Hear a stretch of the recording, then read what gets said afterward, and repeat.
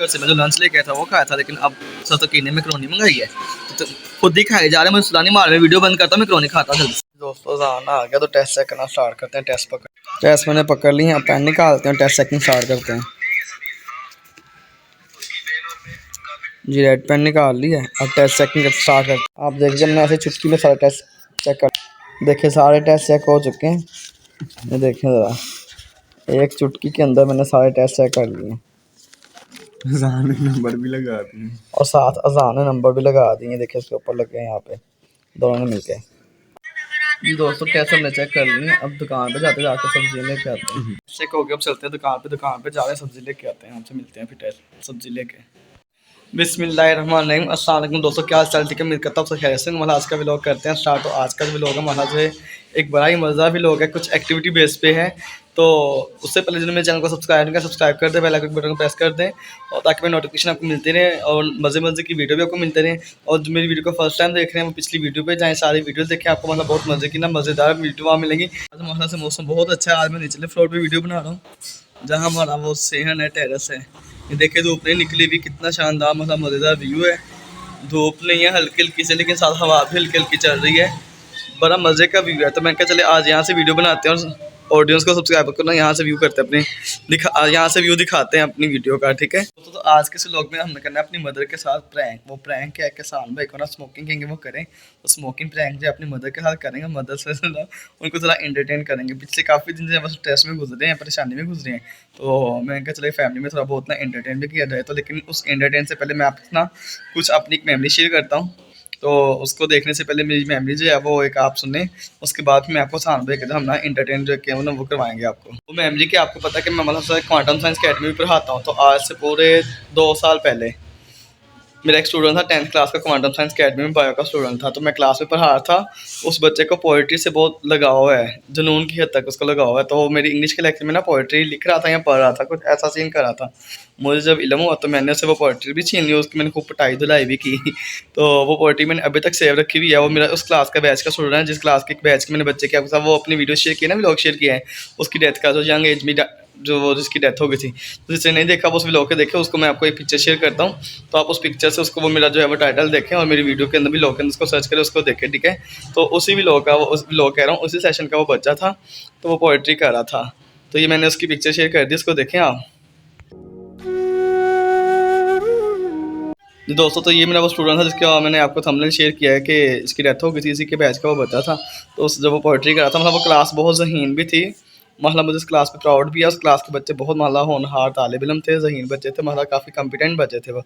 तो वो बच्चा भी बहुत ज़हीन था जिसने ये पोइट्री जो है पढ़ा था, उसकी मैंने पोइट्री ली। तो चलिए मैं आपको उसकी पोइट्री पढ़ के सुनाता हूँ। अब मुझे ये समझ नहीं आ रही कि मैं आपको अपनी फीलिंग एक्सप्रेशन के ज़रिए से पोइट्री सुनाऊँ या उसका पेज सामने रख के जब पढ़ के सुनाऊँ। पेज सामने रख के पढ़ूँगा तो मेरे फेस के जो एक्सप्रेशन है वो शो नहीं होंगे। अगर मैं खुद अपने फेस को शो करके रिवील करके पढ़ूंगा तो फिर मुझे ना अशार पहले जो उसने जो भी कोट्स लिखे, अशार लिखे, मुझे पहले पढ़ने पड़ेंगे, याद करने पड़ेंगे। चलिए लेट्स सी, मैं पहले प्रैक्टिस करता हूँ कि किसके साथ मेरा मुझे कंफर्टेबल रहेगा, तो उसके साथ ही मैं आपको जो है ना वो पोइट्री करके दिखाता हूँ। मैं आपको वो पेज दिखा दूँ जिसके ऊपर उसने अकवाल और अशार लिखे हुए हैं। दोस्तों ये पेज 2 साल पहले का, ये देखें आप यहाँ पे। ये ना मेरे दिखाते दिखाते अब सारा पढ़ लें। उसकी राइटिंग मतलब काफ़ी अच्छी थी, काफ़ी ज़हीन वो स्टूडेंट था। उसने पूरी एक शीट रेडी की थी, मैंने 2 साल से ये संभाल के रखी हुई है, देखा था। तो फिर नीचे हो जाती है जी, ये देखिए ये पूरा पेज और बैक पे ये पेज। अब मैं पता नहीं ऐसे पढूँ या अपने फेस के साथ पढूँ, तो आपने मुझे बताना है कि मैं कैसे ज़्यादा ईजी रहेगा मेरे लिए। इससे पहले मैं एक चीज़ पहले आपको क्लियर कर दूं कि ये पोइट्री मैं किसी के लिए नहीं पढ़ रहा, किसी के लिए नहीं। ये मत समझे कि शायद ये मेरी आपने लिखी हुई पोइट्री है किसी के लिए, चाहे वो किसी लड़का या लड़की या किसी और फर्दर पेरेंट्स या ये पोइट्री मेरी नहीं लिखी हुई ना। मैंने ये कभी, मुझे शौक है पोइट्री का। पहली बात तो ये मुझे अशार याद नहीं रहते, लेकिन मुझे एक शेर अभी तक याद है। वो मुझे कौन सा शेर है, कब का शेर है, क्यों याद है, वो मैं आपसे इन अशार के बाद जब डिस्कस करूँगा। तो आपने वीडियो पूरी देखनी साथ साथ, ठीक है। तो आपने इसको नेगेटिव सेंस में नहीं लेना कि पता नहीं अशार क्यों है किसी, और ना उस बच्चे के हवाले से आप इसको नेगेटिव सोच में लेना है कि वो बच्चा शायद किसी के पीछे किसकी वजह से। वैसे हर एक इंसान का ना अपना एक इंटरेस्ट होता है, शौक होता है। किसी को पोइट्री का होता है, किसी को क्रिकेट का होता है, किसी को पेंटिंग स्केचिंग का होता है। हर एक इंसान का ना अपना एक जो है ना ज़हनी रुझान होता है किसी न किसी चीज़ की तरफ। किसी को गेम्स खेलने में होता है। आजकल के बच्चों का तो शौक है तो मोबाइल, या मोबाइल पे बस गेम ही खेलते रहे। तो ये उसको बस एक यूँ कह लें कि फ़ोन हॉबी थी उसकी, कि कोर्स अकवाल भी है इसके अंदर, ज़रूरी नहीं कि शेर और शायरी बस वो अशार हैं, उसमें अकवाल भी हैं, कोर्स भी काफ़ी अच्छे अच्छे से। तो आपने जो अशार यहाँ से पढ़ने हैं, देखने सुनने हैं, उनको किसी हवाले से आपने ऐसी नेगेटिव सोच से नहीं देखना सुनना। मैंने भी इसको एक पॉजिटिव सेंस में ही पढ़ना है, एक जोक की शक्ल में कोई अगर ऐसा आया भी शेर तो उसको मैं पूरी कोशिश करूँगा कि आपको एंटरटेन की सेंस में जो है ना वो पढ़ के दिखाऊँ, ठीक है। तो एक एंटरटेनिंग एक्टिविटी होगी, इसके अंदर कोई नेचुरल कह लें या प्योर फीलिंग्स नहीं होंगी इसके अंदर, ठीक है। जैसे एक एंटरटेन काइंड होगी इसके अंदर। तो स्टार्ट पे शेर था ना बहुत ज़्यादा कुछ मतलब एक नेगेटिव सेंस में जाने वाला था, तो मैंने सोचा मैं वहाँ से स्टार्ट नहीं लूँगा, मैं एक पॉजिटिव वे से, चाहे वो कॉल हो या एक ऐसा शेर जो एक मुस्बत असर छोड़ता हो, तो मैं वहाँ से स्टार्ट करूँगा। तो फिर मैंने डिसीजन लेके मैं जो बैक पे जो लिखे हुए ना यहाँ पे कोर्स, तो मैं यहाँ से स्टार्ट करता हूँ, ठीक है जी दोस्तों। तो पहला यहाँ पे शेर है वक़्त इंसान को नहीं बदलता ना ही इल्म। वक़्त इंसान को नहीं बदलता ना ही इल्म, एक वाह चीज़ जो किसी के ज़हन को बदल सकती वो है इश्क। वो इश्क किया था जो मैंने अभी आपको पढ़ के दिखाया कि वक़्त ना इंसान को बदल सकता ना इल्म, एक वाह चीज़ जो इंसान को बदल सकती वो इश्क है। तो इश्क के कई मानी हैं, इश्क हकीकी भी, इश्क मजाजी भी है। अल्लाह का इश्क भी जो है ना कि इंसान को अल्लाह जिसको हिदायत देने पे है ना तो फिर बेड़े पार हो जाते हैं। हिदायत किसी किसी को नसीब होती है। तो इश्क इलाही, मैं यहाँ पे इश्क इलाही को जो है ना वो तरजीह दूँगा कि हमें अल्लाह ताला से इश्क लगाव रखना चाहिए। कोई किसी को नहीं बदल सकता, ना वक़्त ना इंसान। जब उस इंसान को खुद इश्क हो जाएगा ना अल्लाह की ज़ात से, किसी की ज़ात से, तो वो ऑटोमेटिकली खुद ब खुद ही बदल जाएगा। तो मेरी अल्लाह ताला से यही दुआ है कि अल्लाह ताला हम सबको एक रास्ते पे चलाए, हमारे दिलों के अंदर अपनी मोहब्बत, अपना जो है वो जब ईमान का जज्बा पैदा करें। तो चलिए इसी नसीहत के साथ इस शेर को वाइंड अप करते हैं कि इश्क जो है वो इंसान को बदलता है, तो हमें किस इश्क को तरजीह देना चाहिए, हमें इसके इलाही को तरजीह देनी चाहिए। नेक्स्ट शेर है, तुम्हारी फसलें बर्बाद करना गिद्दर की बहादुरी नहीं, दरअसल तुम्हारे पालतू कुत्ते की बुज़दिली है। फसलें, शेर में कहा गया कि तुम्हारी फसलें बर्बाद करना गिद्दर की बहादुरी नहीं, ये तुम्हारे पालतू कुत्ते की बुज़दिली है। इस शेर का अगर मैं आपको मफ़हूम समझाऊँ, अगर आपको समझ नहीं आई, तो यहाँ फसलों से मुराद सिर्फ फसलें नहीं ली जा सकती, एक इंसान की पर्सनैलिटी, एक इंसान की लाइफ में जब भी कभी कोई तबाही या नुकसान होता है ना, उसकी तरफ भी चीज़ की निशानदेही की गई कि अगर किसी का कोई नुकसान हो, कोई तबाही हो, तो वो किसी बाहर के बहादुर गिद्दर की बहादुरी नहीं होती। बाहर का कोई गिद्दर हो या बाहर यूँ कह लें कि कोई थर्ड अननोन पर्सन की बहादुरी नहीं होती, तो किसी को तबाह कर दे, किसी के साथ खेल जाए, ये बुज़दिली होती है। पालतू कुत्ते से मुराद ये है कि आपके इर्द गिर्द के लोग जो मौजूद हैं, जिसमें आपके वो दोस्त भी हो सकते हैं, आपके रिश्तेदार भी हो सकते हैं, जिनको आपकी हर बात का इल्म होता है, वही आपकी तबाही और बर्बादी के ज़िम्मेदार होते हैं। किसी तीसरे बंदे को क्या पता कि मेरी ज़ात के साथ या आपकी ज़ात के साथ क्या है क्या नहीं, हमारे मामला क्या है क्या नहीं, किस तरह से चल रहा है किस तरह से नहीं चल रहा है। किसी थर्ड अननोन पर्सन का ये काम नहीं होता। थर्ड अननोन पर्सन तब तक नहीं इन्वॉल्व होगा जब तक उसको सारा प्लॉट साजिश बताई ना जाए, उसको सारा खेल समझाया जाए, तब तक वो ये हरकत, ये काम नहीं कर सकता। तो फसलों की तबाही से मुराद एक इंसान की भी हम तबाही, हम फसलों को भी ले लें, अगर फसलों की तबाही से भी हम मुराद लें तो फसलों की तबाही वो गिद्दर नहीं करते, घर के ही पालतू कुत्ते होते हैं जो जाके फसलें तबाह करके आते हैं। तो इस शेर से भी हमें ये सबक मिलता है कि हमें किसी पे आंखें बंद करके यकीन नहीं करना चाहिए, और ना ही मुकम्मल तौर पे किसी के ऊपर हमें ट्रस्ट डिपेंड करना चाहिए, ठीक है। तो किसी के साथ अगर आपने अपने सीक्रेट शेयर करने भी हैं तो एक हद तक करने, इतना भी नहीं किसी के साथ मीठा ना बनना कि वो आपको चाट के खा जाए, ठीक है। तो उम्मीद करता हूँ आपको मेरे शेर समझ में भी आ रहे होंगे और पसंद भी आ रहे होंगे और इन्जॉय भी फील कर रहे होंगे। तो चले पढ़ते हैं अगला शेर, ठीक है दोस्तों। तो अगला शेर है, दुनिया में सबसे ज़्यादा नफरतों का सामना सच बोलने वालों को करना पड़ता है। यहाँ पे इमला की गलती, पढ़ता लिख दिया, पढ़ता इसमें है नहीं आनी। तो इस शेर में तशरीह का शेर था, दुनिया में सबसे ज़्यादा नफरतों का सामना सच बोलने वालों को करना पड़ता है। ये बात वाकई हकीकत है, इस बात को हमें तस्लीम करना चाहिए। जो सबसे ज़्यादा सच बोलता है ना, जो सच्चा होता है, उसी को जो है ना वो 100 मुखालफतों का, नफरतों का सामना। आजकल जो दौर चल रहा है ना, झूठ का, फरेब का, धोखा दही का, और हर कोई झूठ को पसंद भी कर रहा है। कोई किसी के सामने लाख सच बोलता रहे, मिन्नतें करता रहे, लेकिन किसी उस पर यकीन नहीं करना। लेकिन कोई झूठी सच्ची कहानी बता के बताएगा ना कोई, तो लोग ऐसे उसके ऊपर यकीन कर लेंगे। तो सच बोलने वालों की आजकल कोई इज्जत नहीं करता, और आजकल झूठे लोगों की ऐसी इज्जतें हो रही हैं जैसे वो बादशाह हों। तो इसमें यही है कि जो सामना करना पड़ता है सच बोलने वालों को, वो सबसे ज़्यादा नफरतों का करना पड़ता है, झूठों को नहीं सामना करना पड़ता। वो एक झूठ बोल के बाद फिर दोबारा दूसरा झूठ बोल देंगे, तीसरा झूठ बोल देंगे, और निश्चित से गर्ज जो झूठे होते हैं निश्चित से गर्ज भी नहीं होती कि कोई मेरे साथ नफरत कर रहा है, मोहब्बत कर रहा है। वो अपने काम से काम रखते हैं, लालच उनको बस काम से होता है, जैसे काम पूरा अगले बंदे के साथ रिलेशन खत्म। लेकिन सही जो फेस करना पड़ता है हर्डल्स का, नफरतों का, दुश्मनियों का, मसाइब का, वो सच बोलने वालों को ही करना पड़ता है। नेक्स्ट शेर है, वो ना पेज फटा मैं सीधा करता तो मुझसे 3 दफ़ा पेज नीचे गिर गया। मैं ऐसे पढ़ देता हूँ, वो पेज भी फटा हुआ कुछ ऐसा है। जब लोग गुस्से में हो तो इनकी बात गौर से सुना करो, क्योंकि असल हकीकत तभी सामने आती है। इसमें एक बहुत बड़ी मशवरे की और काम की बात बताएगी। वो क्या है, अगर आप किसी के बारे में जानना चाहते हैं ना कि उसके दिल में आपके लिए क्या है, वो आपके बारे में क्या सोचता है, कैसा कहता है। एक इंसान गुस्से में जब होता है ना, उसे समझ अकल बहुत कुछ नहीं होती। तब वो गुस्से में जो अल्फाज बोल रहा होता है ना, तब एक इंसान को उसकी हकीकत और उसकी पहचान नज़र आती है कि मैं इसके दिल में क्या है। तो वही कहा है यहाँ पे उस बच्चे ने लिखा था कि जब कोई गुस्से में हो तो उसकी बात को सुना करो, तो तुम्हें पता चल जाएगा कि हकीकत क्या है। ठीक है, तो गुस्से में जो बोले गए अल्फाज होते हैं ना, वो सारी ज़िंदगी के लिए होते हैं। इसमें आपको ये नसीहत भी है, कभी गुस्से में आपने ऐसे वैसे अल्फाज नहीं बोलने। अगर आपने ऐसे वैसे अल्फाज बोल दिए तो समझ लें अगले बंदे के लिए वो हकीकत बन जाएगी, फिर आपको फेस करने पड़ेंगे, चाहे आप उसके बारे में अच्छे बोले या बुरे बोले। तो सोच समझ के बोलने आपने। आगे तक बहुत अच्छी है मतलब नसीहत दी गई है, कभी ये मत सोचो कि तुम कर पाओगे, हमेशा सोचो कि तुम कर सकते हो और तुम करोगे। तो वाकई मुझे बहुत मज़ा आया, मुझे खुशी भी हुई है। एक इंसान को मोटिवेशन करने के लिए एक बहुत बड़ा शेर है, कहने को इसके अंदर अल्फाज बहुत थोड़े बहुत छोटे हैं। मुफ्ती सर सा छोटा सा ब्रीफ सी पोइट्री है, लेकिन इसकी जो मीनिंग है बड़ी डीप है जी दोस्तों। तो इसमें एक बहुत बड़े काम की बात है, जब भी आपने कुछ स्टेप लेना है, कुछ काम करना है, कभी आपने हेजिटेट नहीं होना, पीछे नहीं हटना। आपने ही सोचना है कि आप कर सकते हो और करोगे इसको। ये नहीं सोचना कि पता नहीं मैं कर पाऊंगा कि नहीं कर पाऊंगा। बस आपने पॉजिटिव रहना, काम भी पॉजिटिव वाला ही होना चाहिए आपका। ठीक है, एक मुसीबत आपके अंदर जो है वो कॉन्फिडेंस क्रिएट करने वाला, आपके वालिदैन का नाम रोशन करने वाला, आपके सादा का नाम रोशन करने वाला। तो ऐसे काम में मेहनत में आपने ये नहीं सोचना कि बस मैं कर पाऊंगा कि नहीं पाऊंगा, बस ये सोचना है कि मैं करूँगी और कर सकती हूँ, या करूँगा या कर सकता हूँ। ठीक है, तो बहुत बड़ा इसके अंदर पैगाम दिया गया आपको। इस शेर में तो पाकिस्तानियों की हकीकत बताई गई। जब हम पाकिस्तानी उम्र से वापस आते हैं ना, तो सबसे पहले आब ज़मज़म में मिलावट करते हैं। तो इस शेर पे तो मैं इतना डीपली नहीं बात करूँगा, ये तो अपने अपने ईमान की बात होती है इस चीज़ में। वैसे मैं ये नहीं कह सकता कि ये सच है और ये भी नहीं कह सकता कि ये सच नहीं है। ये हर एक इंसान के अपने ईमान पे होता है कि वो अपना ईमान कितना मजबूत रखता है और किसी चीज़ में मिलावट करता नहीं करता। शायद होता है कुछ लोग मिलावट करते भी हों, करते हो तो किसने ये शेर लिखा है ना। तो अगर जो लोग नहीं करते होंगे तो उनके लिए शेर नहीं है। इसको पढ़ के आपने हाइपर नहीं होना, आपने इसको पॉजिटिव सेंस में वे में लेना है। हो सकता है कुछ लोग ऐसे हो जो मिलावट करते हो बाहर से। जाहिर बात है पानी इतना ज़्यादा मिकदार में वहाँ से लेकर आना मुश्किल भी हो सकता है लोगों के लिए। तो फिर वो जितना पानी लेके आते हैं उसके अंदर फिर वो पाकिस्तानी पानी मिला के तो वो बोटल्स बना के आगे बांट देते हो। लेकिन मैं किसी पर तनकीद नहीं कर रहा कि वो लोग ऐसे करते हैं। बस आपको यहाँ से वो मैसेज दिया जा रहा है कि कुछ लोग ऐसे भी होते हैं जो पाकिस्तान में उम्रा करके वापस आते हैं तो सबसे पहले आब ज़मज़म में मिलावट करते हैं। तो माशाल्लाह से अगले शेर ने तो बल्ले बल्ले कर दी है। वैसे बड़ा अच्छा ही शेर है दोस्तों के हवाले से, दोस्ती के हवाले से। ये आपने दोस्ती की नज़र में देखना, ये शेर बहुत मज़े का है। दोस्ती भी ज़रूरी है ज़िंदगी में, आधी रात को चाय पीने महबूब नहीं आया करते। तो आज का मैं थोड़ी बहुत वीडियो छत भी बनाई जाए, सारे मैं नीचे शेर पढ़ी जा रहा हूँ, बार बार वही सीन पीछे बैकग्राउंड आ रहा है, थोड़ा बहुत व्यू भी चेंज होना चाहिए।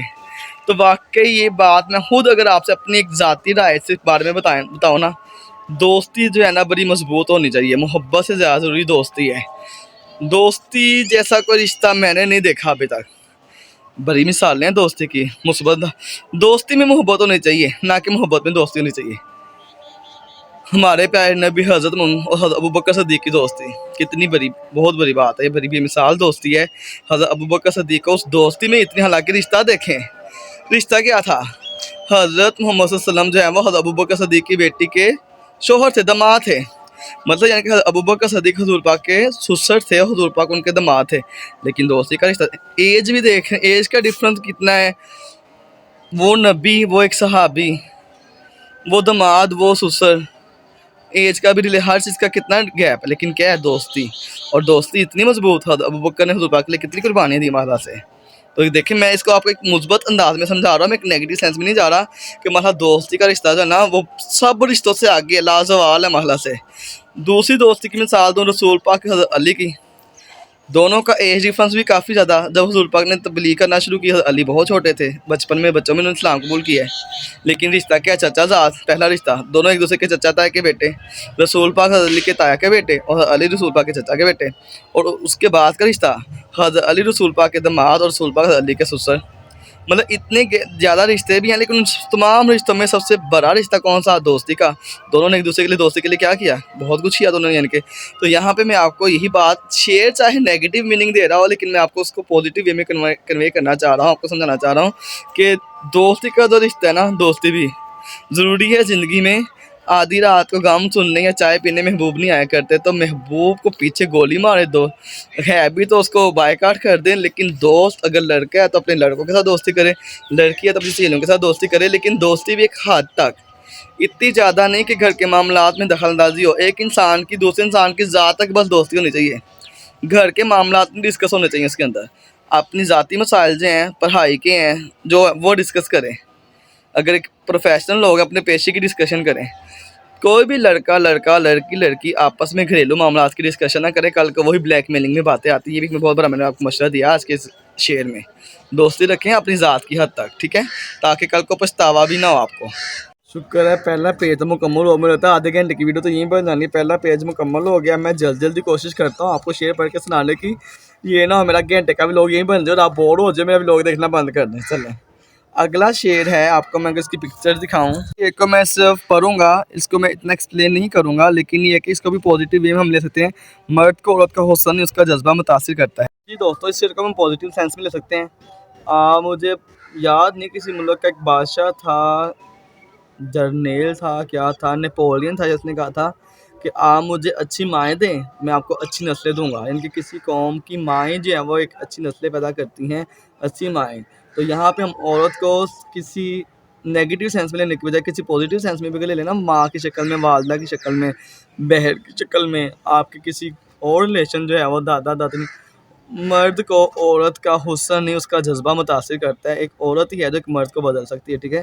तो आपने इसको नेगेटिव में बिल्कुल भी सोचना, आपने इसको पॉजिटिव में सोना। सारे मेरे स्टूडेंट्स हैं, जानने वाले हैं, पढ़े लिखे हैं, अक्लमंद है, शऊर रखते हैं, तो नेगेटिव लाइन पे साइड पे बिल्कुल नहीं जाना। पॉजिटिव वे में सोच के अपने फैमिली के अंदर किसी एक ऐसी खतून जो एक पढ़ी लिखी हो, एक क्वालिफाइड हो, टैलेंटेड हो, जिसने अचीवमेंट हासिल की हो, उससे आपने मुतासिर होकर सीखना और आपने अपने आप को आगे मोटिवेट करना है, बढ़ाना है। मतलब बड़े कमाल का, मुसलमान का दुश्मन अगर मुसलमान होता तो आज मुसलमान दुनिया फतह कर। वाकई दोस्तों इस शेर में बहुत बड़ी बात की गई है, अजान हो ले। जी दोस्तों, तो आपने शेर को पढ़ा, सुना कि वाकई बहुत बड़ा एक ग्रैंड मैसेज शेर के अंदर कि मुसलमान का दुश्मन अगर मुसलमान होता तो आज मुसलमान दुनिया फतह कर लेता। वाकई आप खुद देखें दुनिया में कितने ममालिक हैं, हमारा इस्लामी ममालिक कितने ज़्यादा, मुसलमान बहुत ज़्यादा है, लेकिन क्या है हम सब मुसलमान आपस में एक दूसरे के जो है ना वो मुल्क की बुनियाद पे, ज़ुबान की बुनियाद पे, फ़िरके की बुनियाद पे, इलाकाई इख्तिलाफ की बुनियाद पे एक दूसरे के तमाम मुसलमान दुश्मन बने हुए हैं। अगर आज ही मुसलमान इकट्ठे मुत्तहिद यकजा हो जाए ना तो पूरी दुनिया मिलकर फ़तह कर लें। मुसलमानों की बड़ी बड़ी मिसालें हैं, बरसगीर पे हुकूमत की है मुसलमानों ने, अरब ममालिक पे हुकूमत की है, लेकिन किस चीज़ की कमी है, इत्फाक की, सलूक की। तो यहाँ पे एक बहुत बड़ा मैसेज दिया गया है, हम सब मुसलमानों को बगैर किसी मजहबी इख्तलाफ के, बगैर किसी इलाकाई इख्तलाफ के इकट्ठा एक होना चाहिए और इकट्ठे होकर हमें दुनिया को फतह कर लेना चाहिए। तो आप सबको मेरा ये मशवरा है, बीइंग अ मुस्लिम, एक दूसरे मुसलमान से मोहब्बत करनी चाहिए, ठीक है। वक़्त का पता नहीं चलता अपनों के साथ, लेकिन अपनों को पता चल जाता है वक़्त के साथ। इस शेर में बिल्कुल सही कहा गया है कि जब एक इंसान पे कोई अच्छा या बुरा वक़्त आता है ना, अपनों की पहचान हो जाती है कि उसके साथ कौन है, अपनों की भी गैर की भी। वक़्त के साथ अपनों का नहीं पता चलता, लेकिन अपनों के साथ वक़्त का पता नहीं चलता, लेकिन वक़्त के साथ अपनों का पता चल जाता है। ये तो मेरे साथ खुद एक पर्सनल एक्सपीरियंस गुजरा है पिछले दिनों, कुछ दिनों पहले, तो वाक़ई पता चल गया था। खुशी में तो हर कोई आता है, लेकिन जब गम में कोई साथ खड़ा होता है ना, मज़ेदारी तब होती है। कोई भी रिलेशन हो, दोस्ती का हो, कज़न का हो, ऑफिशियली हो, जॉब का हो, स्टडी फ्रेंड हो, कुछ भी हो, लेकिन आपके पास जब भी अच्छा वक़्त होगा ना, पैसा, दौलत, शोहरत, गाड़ी, हर चीज़ होगी, सारे आपके आगे पीछे होंगे। जब हल्का सा थोड़ा सा बुरा वक़्त आएगा ना, फिर आप कौन और मैं कौन। तो ये अभी से मैं आपको समझा रहा हूँ, कल को अपने प्रोफेशनल लाइफ में जाना है। पहले भी मैंने कहा था दोस्ती रखनी एक हद तक रखनी है, तो इतनी रखनी कल को बाद में आपको कोई पछतावा ना हो। तो एक सबक सिखा रहा हूँ, बहुत बड़ा सबक सीख लें, ठीक है। ये भी बड़े कमाल का, लेकिन मैंने आपको इसको ये भी पॉजिटिव वे में समझाना है, नेगेटिव वे में नहीं जाना आपने। हसरत दीदार भी क्या चीज़ है, वो सामने हो तो मुसलसल देखा भी नहीं जाता। मैं आपको एक फ़नी वे में ये मैथ जो पोइट्री है ये समझाता हूँ, एक्सप्लेन करता हूँ। उसने शेर लिखा था, हसरत दीदार भी क्या चीज़ है, वो सामने हो तो मुसलसल देखा नहीं जाता। तो इसकी मिसाल मैं किसी बना आपको दूंगा, समझाऊंगा। किताब से मिसाल ले ले, आपके सामने किताब हो, खुली हो, बार बार उसे देखा नहीं जाता, पढ़ा नहीं जाता, तो देख ले कैसे मैंने एक फ़नी वे में आपको ये जो है ना वो एक पोइट्री जो है वो कन्वे कर दी, समझा दी है कि हसरत दीदार भी क्या चीज़ है, मुसलसल सामने हो तो देखा भी नहीं जाता। किताब सामने, इसको प्रैक्टिकली करके देखिए तो बल्कि आप करते भी हैं, टेस्ट सेशन में पढ़ते होंगे, बुक खोलते होंगे तो सामने इतनी देर बुक नहीं रखी जाती, ठीक है। तो इसको यहीं पे वाइंड अप करते हैं हम। शेर ने तो बल्ले बल्ले कर दी, किरदार अच्छा होता लोग कब्र का रास्ता भी पूछ कर पहुँच जाते हैं। में हमें ये सबक मिलता है कि हमें दुनिया और आखिरत दोनों के हवाले से ना तैयारी करनी चाहिए। दुनिया में हमारा अखलाक ही है जो हमारी आखिरत के अंदर हमारी पहचान बनाएगा। लोग हमारे पीछे फातह करने भी आएंगे, ठीक है। अगर हमारा किरदार अच्छा, हम लोगों के साथ अखलाक अच्छा रख रहे ना, तो लोग कब्र का रास्ता भी पूछ के पहुँच जाते हैं। अगर अखलाक नहीं ना ठीक, हमारा सलूक नहीं ठीक, किरदार नहीं ठीक, तो लोगों ने आज दफना के आना, कल भूल जाना है। तो आपने कोशिश करनी दुनिया में ऐसा काम करे, अच्छे काम करे कि लोग आपको रहती दुनिया तक याद रखें, ठीक है। अगला शेर भी कमाल का, मोहब्बत खेला किस्मत का, यूसुफ विला नहीं रख करते जुलेखा नाम रखने से। डिटेल में एक्सप्लेनेशन नहीं करूँगा, वाकई मोहब्बत किस्मत का खेल होता है ना, इस पर मैं डिटेल बात करूँगा, ये छोड़ दें इसको। हर किसी के नसीब में इश्क नहीं होता, मोहब्बत नहीं होती, आपने इश्क इलाही पे जाना है, उसको छोड़ दे, शेर की तशरीह को छोड़ दे, ठीक है। शेर है समुंदर जैसा, यहाँ पे समुंदर पे लगेगा, समुंदर जैसा रुतबा रखो, ये छोटी छोटी नदियाँ तुम्हें खुद मिलने आएंगी। बात मसला यहाँ पे की गई है कि हमें खुद को इतना अजीम कर लेना है, अपनी पर्सनैलिटी को खुद को इतना ग्रूम कर लेना है, खुद को एक समुंदर बना लेना है कि आपको फिर ये छोटी छोटी जो नदियाँ हैं ना, छोटे छोटे, मैं लोग नहीं कहूँगा, अल्लाह मुझे माफ़ करे, मैं गलत अल्फाज इस्तेमाल करना चाहूँगा, कहने का मतलब ये है कि खुद को इतना अजीम कर लो, ऊंचा कर लो कि लोग खुद आपको मिलने के लिए आएँ, ठीक है। तो मैं इसकी भी ज़्यादा डिटेल से तशरीह नहीं करूँगा। शेर है, दोस्तों की महफिल में बैठकर कभी भी तरक्की के किस्से मत सुनाना। जी, यहाँ पे ये बात भी बिल्कुल सही की गई, हमें अपनी तरक्की किसी को इतने ज़्यादा नहीं बताने सुनाने चाहिए। कहते कामयाब मेहनत इतनी खामोशी से करो, कामयाबी तुम्हारा शोर मचा दे।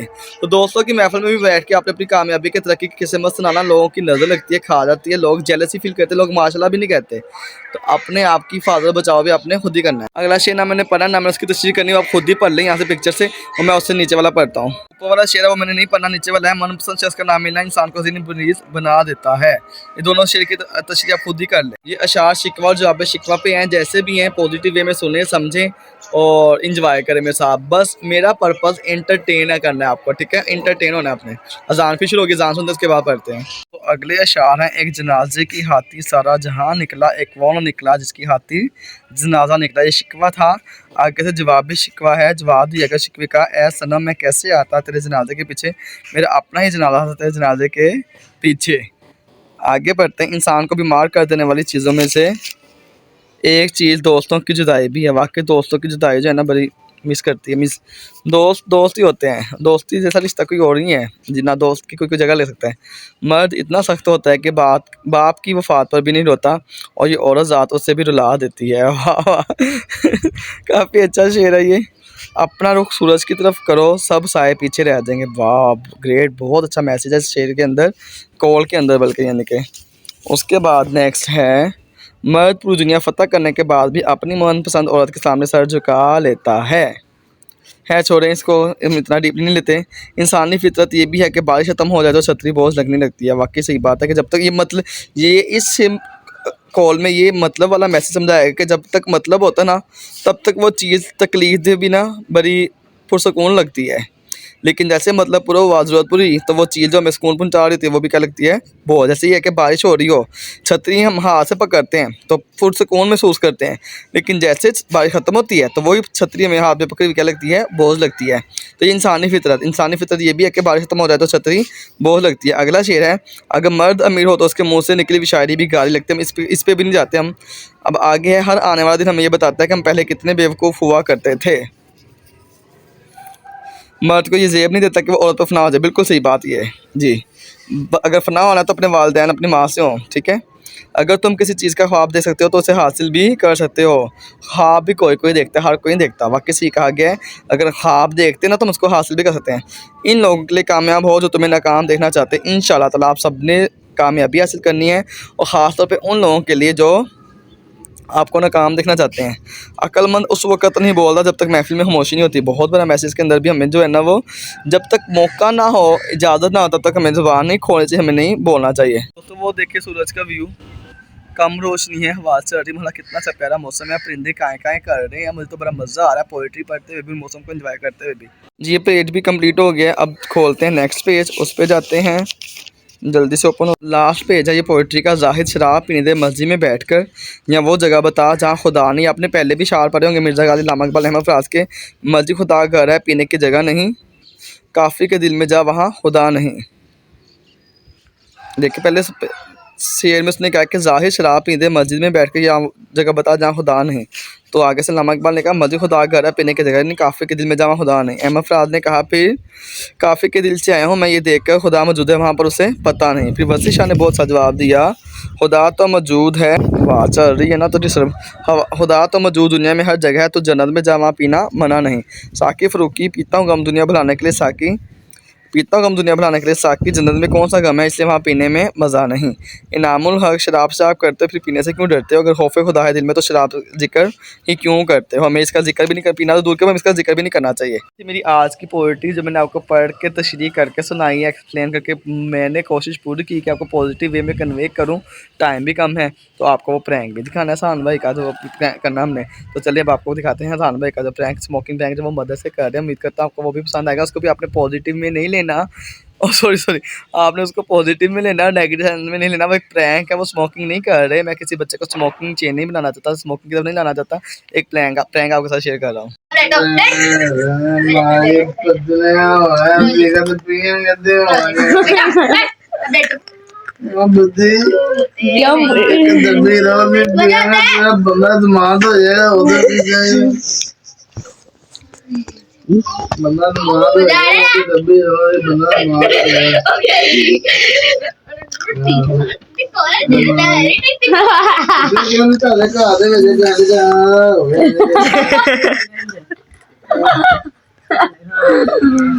तू कहते तेरा बंदा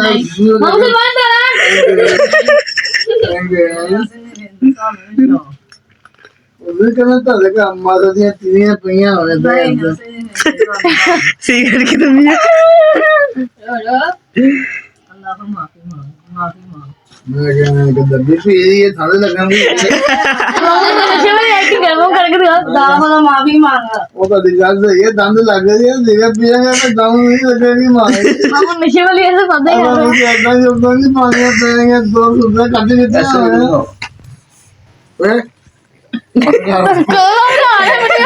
कि आपने शान भाई की स्मोकिंग प्रैंकिंग एक्टिंग मदर के साथ जब वो कर रहे थे, उम्मीद करता हूँ आपने काफ़ी एंटरटेन किया होगा। तो एक आपके साथ मैंने एक बात शेयर करनी थी कि मैं बहुत जल्द जो है ना आईफोन से व्लॉगिंग स्टार्ट करने जा रहा हूँ। आपको मैंने ना एक गुड न्यूज़ सुनानी थी। काफ़ी देर मुझे हो गई आईफोन लिए को, 2-3 माह तो हो गए हैं मेरे हाथ से तकरीबन, लेकिन मैं आईफोन पर नहीं स्टार्ट कर रहा था। तो अब इंशाल्लाह बहुत जल्द आपके साथ में, आपके सामने जो कैमरे का हल्का फुल्का आपको कभी ब्लर या कोई गंदा नज़र आता है ना, इतना क्लियर नहीं होता, ब्राइटनेस नहीं होती, तो आईफोन में वो सारे मसले मसाले हमारे ख़त्म हो जाने हैं। अनकरीब जल्द से हम आईफोन से व्लॉगिंग स्टार्ट कर रहे हैं। इसी वीक में मेरी कोशिश होगी, आज 2-3 दिन रह गए वीक ख़त्म होने में, तो या तो हम इसी वीक में शुरू कर देंगे ये जुम्मे से, तो इंशाल्लाह नेक्स्ट वीक में जो संडे मंडे से ना हम ना आईफोन से व्लॉगिंग स्टार्ट कर देंगे, ठीक है। तो आपने ना रेडी रहना है, मुझे फुल सपोर्ट करना है। तो जी दोस्तों, ये थी मेरी आज की वीडियो। उम्मीद करता हूँ आपको पसंद आई, करें शेयर करें दोस्तों का, मेरे चैनल को सब्सक्राइब करें, बेल आइकन के बटन को प्रेस करें। इंशाल्लाह मिलेगा कल बहुत जल्द एक नए व्लॉग के साथ, एक नए कंटेंट के साथ। पिछली वीडियो देखें, चैनल को सब्सक्राइब करें, बेल आइकन के बटन को प्रेस करें, मुझे ग्रो करें, प्रमोट करें, जो मर्जी करें, लाहौरी को होकर मुंडे को, लाहौरी टीचर को अपग्रेड कर दे, ठीक है। जल्द से जल्द आपको इंशाल्लाह कल एक नए व्लॉग के साथ मिलेंगे। तब तक मुझे इजाज़त, सुना व्लॉग। अल्लाह हाफिज़, बाय बाय, टाटा। I will miss you. जल्दी मुझे प्रमोट करना है आपने।